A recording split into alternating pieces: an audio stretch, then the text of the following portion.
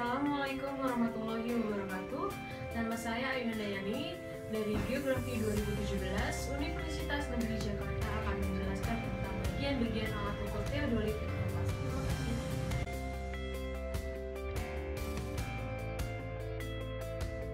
Baik, sebelum menjelaskan bagian-bagian alat ukur kompas dan alat ukur teodolit, kita akan terlebih dahulu menjelaskan pengertian dari alat ukur kompas dan alat ukur teodolit itu sendiri.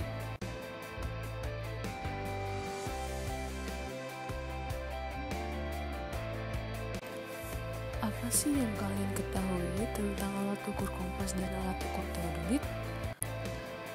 Yang pertama adalah alat ukur kompas. Alat ukur kompas adalah alat navigasi untuk menentukan arah berupa sebuah panah penunjuk berdasarkan gaya magnet tersebut. Ada 11 jenis kompas. Yang pertama adalah kompas biasa atau analog. Kompas ini adalah jenis yang paling umum digunakan. Namun kompas ini harus benar-benar dalam keadaan tenang dan pada posisi datar. Mengingat harganya yang murah, tentu tingkat akurasinya tidak terlalu baik. Yang kedua, kompas bidik atau kompas prisma. Kompas bidik atau kompas prisma ini digunakan oleh TNI, tim SAR, navigator, dan pendaki gunung. Yang ketiga yaitu kompas silva. Kompas silva ini adalah salah satu jenis kompas yang biasa dipakai di bidang topografi. Kompas ini mempunyai protektor yang berfungsi sebagai tempat pada peta topografi. Kompas tum. Kompas tum ini jenis kompas yang mirip dengan kompas silvia, hanya saja model yang berbeda. Kompas digital. Kompas digital ini adalah melakukan perjalanan seperti penjajahan hutan, pendakian. Kompas ini merupakan pilihan praktis, memiliki tingkat akurasi yang baik. Penentuan arah telah menggunakan komputerasi dan data disajikan secara digital. Yang keenam ini kompas GPS atau satelit. Kompas di GPS atau satelit dapat digunakan pada area black spot. Teknologi dalam penentuan arah ini telah diadopsi pada sistem GPS mobil yang dapat juga menampilkan pergerakan si pengguna. Kompas kiblat. Kompas kiblat ini jenis kompas ini dimanfaatkan untuk menentukan arah kiblat bagi umat muslim. Biasanya digunakan ketika mengawali pembangunan musola atau masjid. Kompas nakoda. Kompas nakoda ini merupakan kompas yang digunakan di bidang pelayaran. Kompas ini sangat presisi dan tahan terhadap goncangan terkena ombak besar. Yang kesembilan ini kompas solid set.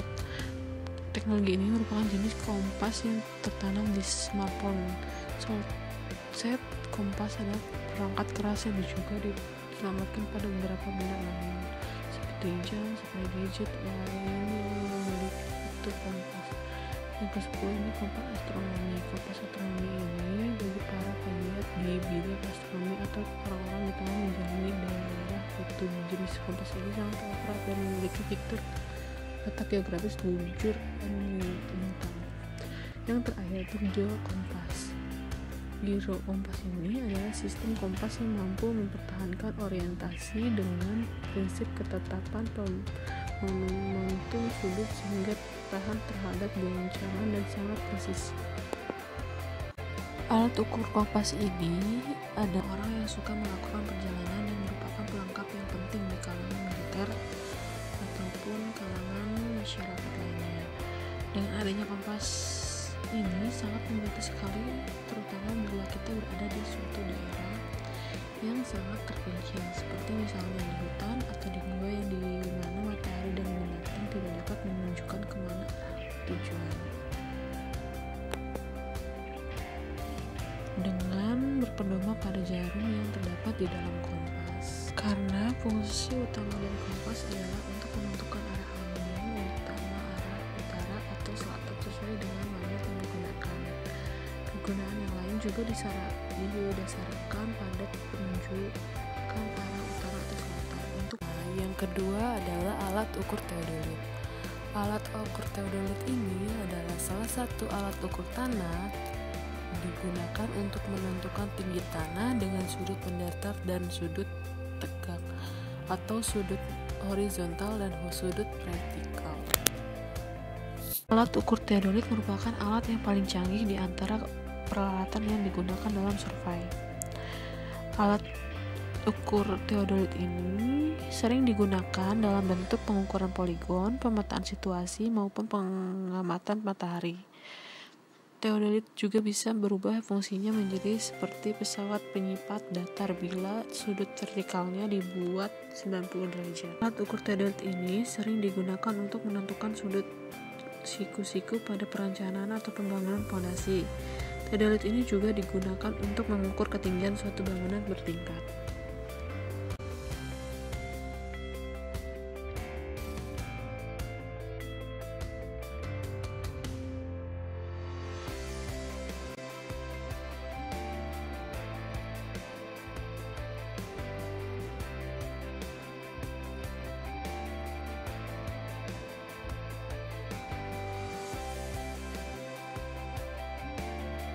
Selanjutnya yaitu pada bagian kedua, visir. Visir ini merupakan lubang dengan kawat halus. Bagian ini digunakan untuk membidik sasaran. Yang ketiga ini yaitu dial. Dial merupakan permukaan kompas di mana tertera angka, derajat, dan mata angin.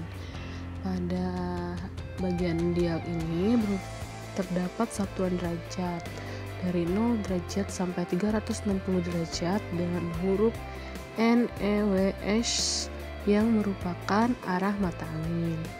Yang keempat ini jarum penunjuk. Jarum penunjuk ini adalah alat yang menunjukkan utara magnet. Yang kelima ini kaca pembesar. Kaca pembesar ini digunakan untuk melihat derajat kompas. Yang keenam adalah alat penyangkut, yaitu tempat ibu jari untuk menumpang kompas saat membidik. Sekian penjelasan dari komponen-komponen kompas atau bagian-bagian dari kompas. Selanjutnya adalah penjelasan dari alat ukur teodolit. Bagian-bagian apa saja sih yang terdapat pada alat ukur teodolit itu sendiri? Yang pertama, handle. Handle ini berfungsi sebagai pemegang ketika pesawat diangkat dari kotak alat.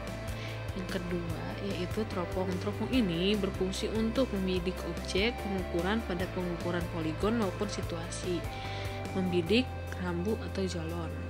Yang ketiga ini sel baterai kompartmen yang berfungsi sebagai penutup tempat baterai sebagai daya untuk menyalakan LCD pembaca. Yang keempat ini visir. Visir ini berfungsi untuk alat bantu bidikan kasar untuk mempercepat bidikan objek. Yang kelima ini skrup ABC berfungsi untuk mengatur nivou kontak maupun nivou tabung agar sumbu I vertikal. Yang keenam nivou tabung. Nivou tabung ini berfungsi untuk mengetahui apakah pesawat sudah benar-benar datar. Yang ketujuh ini yaitu nipon kontak. Nipon ini berfungsi untuk mengetahui posisi pesawat benar-benar datar dari sumbu I vertikal. Yang kedelapan ini LCD pembaca. LCD pembaca ini berfungsi sebagai monitor untuk membaca hasil pengukuran. Yang kesembilan ini tombol pengatur, berfungsi untuk mengatur pengoperasian pesawat. Yang ke-10 lensa okuler, berfungsi untuk mengambil atau mengamati objek bidik dan mengamati bacaan benang pada lampu ukur. Selanjutnya adalah bagian atau komponen dari teodolit pada bagian ke-11 sampai bagian terakhir, yaitu pada bagian ke-11 lensa objektif. Lensa objektif ini berfungsi untuk menangkap objek atau benda yang diamati. Pada bagian ke-12 ini baseplane. Baseplane ini berfungsi untuk sebagai pendudukan pesawat pada stick. Yang ke-13 ini script penggerak halus vertikal. Script penggerak halus vertikal ini berfungsi menepati bacaan benang pada objek rambu secara halus. Yang ke-14 skrup pengunci vertikal. Skrup pengunci vertikal ini berfungsi mengunci perputaran teropong arah vertikal secara halus. Yang ke-15 ini yaitu skrup penggerak halus horizontal, yaitu berfungsi menepati bacaan benang pada objek rambu secara halus. Yang ke-16 itu skrup pengunci horizontal, berfungsi mengunci putaran telepon arah horizontal secara halus. Yang ke-17 centering optik. Centering optik ini berfungsi untuk mengecek kedudukan pesawat agar berada tepat di atas patok. Yang ke-18 yaitu skrup centering optik, berfungsi untuk mengecek tampilan benda yang ditangkap oleh optical common telescope. Yang ke-19 itu skrup pengatur ketajaman benang. Skrup pengatur ketajaman benang berfungsi untuk memperjelas benang pada lensa, benang atas, benang tengah, dan benang bawah. 20 dan yang terakhir ini adalah skrup pengatur fokus teropong yang berfungsi untuk memperjelas objek yang dibidik.